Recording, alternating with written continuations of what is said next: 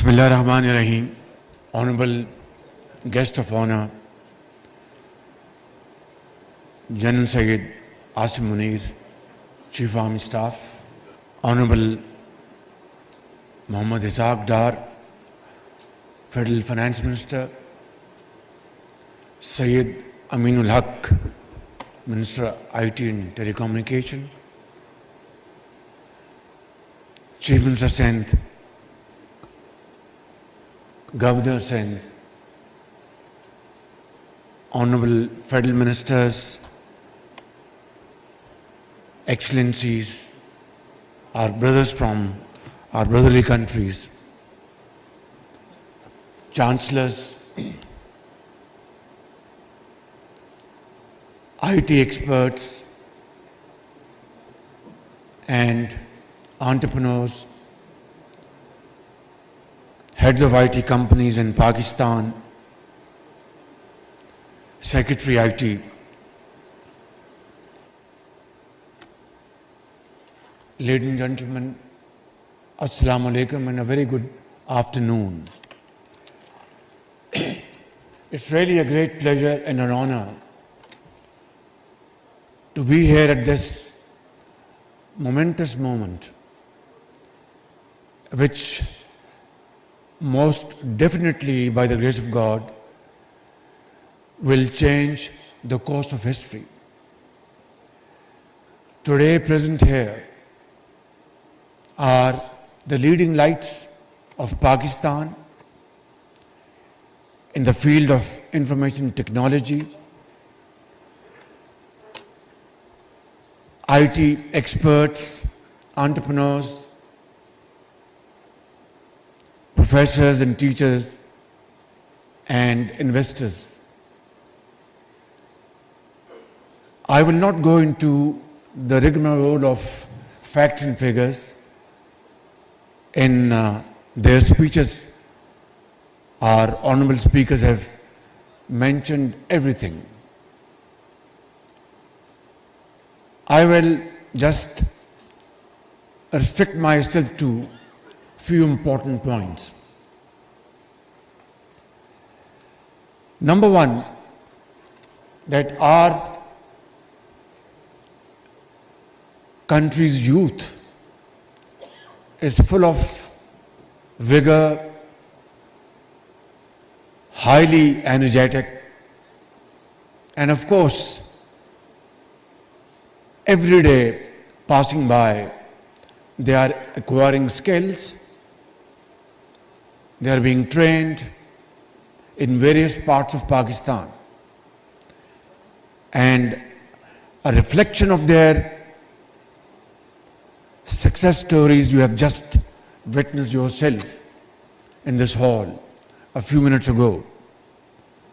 Some are freelancers, some have started their companies from a few $1,000s and then over the years shown tremendous growth. And of course, investors we have seen here who have really started from scratch and touched the zenith of glory. So the point at issue is, with this tremendous potential of our country, as we say that 60% of our population is between 15 to 30 years, and going by a mark of 230 million people, it's about more than 140 million people who are very youthful, and they have excelled not only in Pakistan, but I think globally, North America, Middle East, and everywhere. We have just seen in these documentaries their talent and their exceptional knowledge and expertise. So then the question at issue is, why are we hovering around a figure of $2.5 billion. That is the point at issue. Is it because a lack of support and facilitation? Is it because of very cumbersome, archaic procedures, or lack of universities and vocational centers in the country? I think there is substantial capacity which exists in all these fields.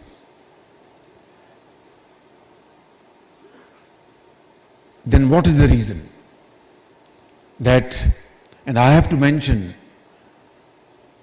the example of a neighboring country which has really excelled in the field of IT, not only investments in that country, but in their exports.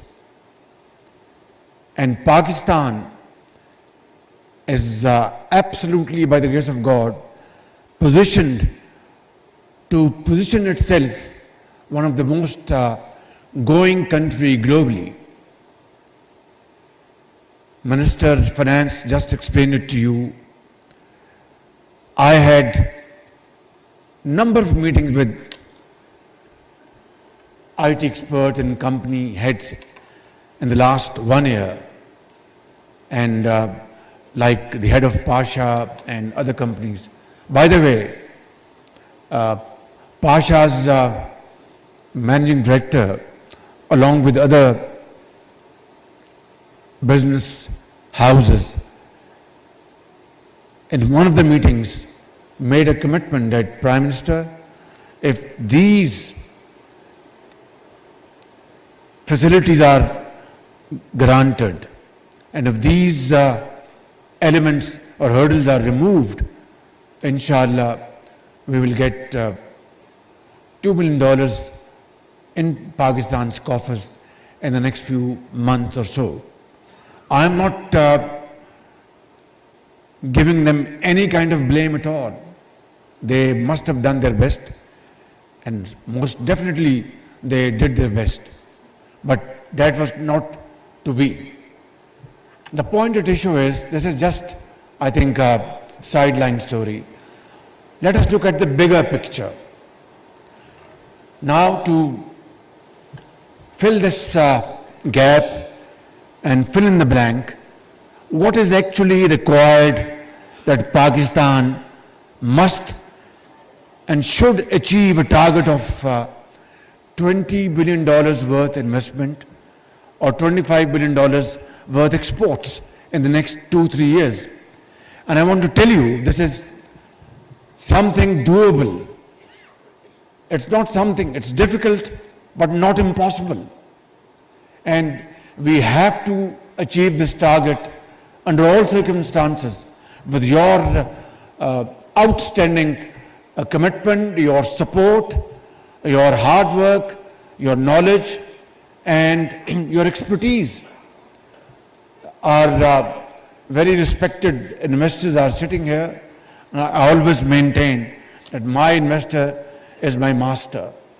For that, we will roll out red carpet for them and give them, in a genuine and in a very sincere fashion, all kinds of facilities and support which they require to build this sector in Pakistan. I think we have carved out a way forward, and that is SIFC. And the Prime Minister of Pakistan heads the Apex Committee, and the guest of honor is the moving engine in this newly carved out strategy. It is the whole of Pakistan strategy, which includes federal government and all provincial governments. And this mechanism has the following portfolios: A, agriculture, 2, IT, 3, mines and minerals, and 4, defense production. And of course, it goes without saying that all these initiatives will lead to our exports. Now this new strategy will be housed and strategized like one window operation. And it is just not just for the heck of it, it will be actually seriously a one window operation where the whole of the government will be sitting there and providing facilities and support to all potential investors and stakeholders without any kind of delay. And no delay will be tolerated at any rate and at any cost. That is the only way and the surest way for Pakistan now to move forward, not only compensate for the losses of the past, but to gain momentum in times to come like never before.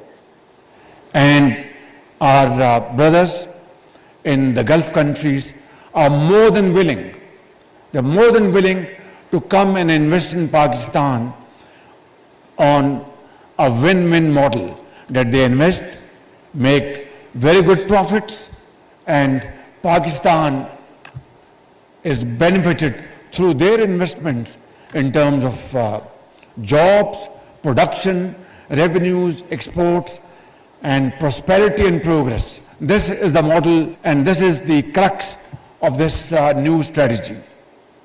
We discussed it yesterday at length. Tomorrow we are meeting again, and without any fear of contradiction, may I say in all humility that I have never seen this kind of pace and speed in my living memory. And if this is the model, then I'm a very satisfied person that inshallah with this entire wholesome, all-encompassing arrangement, inshallah, Pakistan will soon one day get rid of borrowings and loans and start standing on its own feet through hard work and untiring efforts. I'm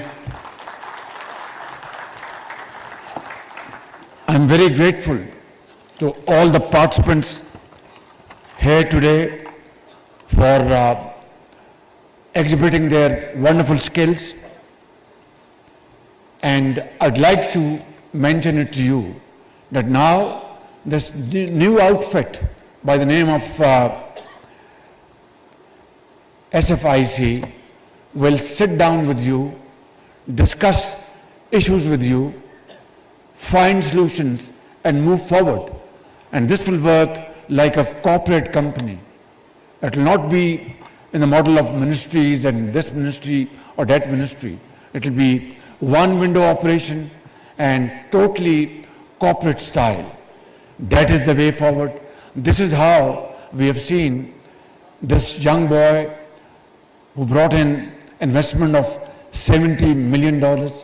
This is how we have seen today that great woman entrepreneur was able to jack up her business from a few $1,000s in the medical field to now millions of dollars.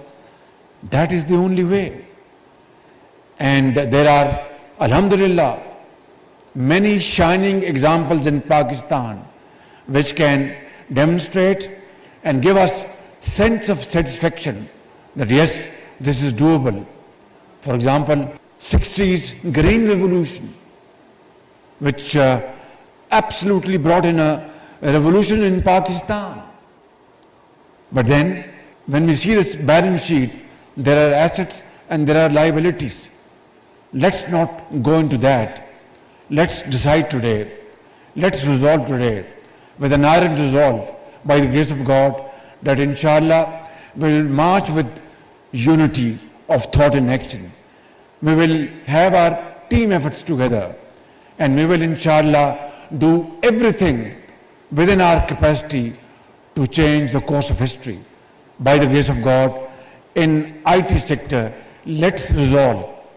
And sometimes वो कहते हैं कि बाज़-औक़ात आप मौत दिखाएं तो बुखार मिलता है.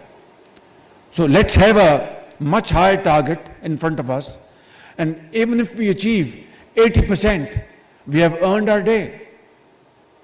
So I think if we fix a target of $22 or $25 billion export in IT sector, it's not a big order.